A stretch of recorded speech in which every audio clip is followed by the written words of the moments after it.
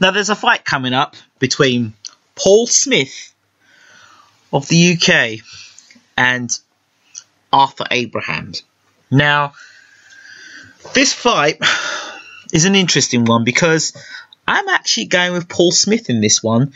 A lot of people would say that Arthur Abraham is the overwhelming favourite, but I would argue about that because ever since Arthur Abraham went into the super middleweight division, he has not been the fearsome puncher that he was in the middleweight division. Now, if this fight was made in the middleweight division, I would have given this fight to Abraham because he was that big a puncher then. Now, as an older fighter and not a big super middleweight, I think that Paul Smith stands a very good chance.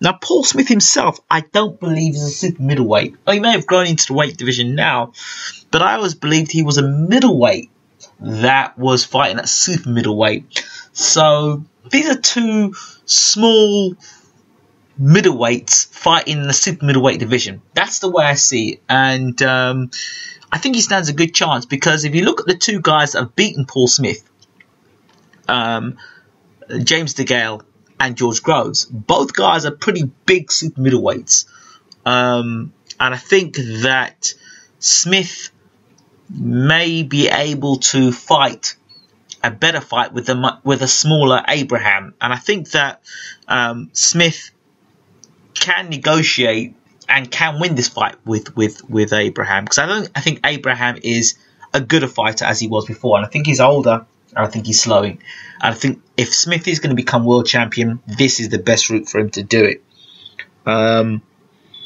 So yeah, I'm going with Smith in this one. I think it's just the right time, the right place for Paul Smith.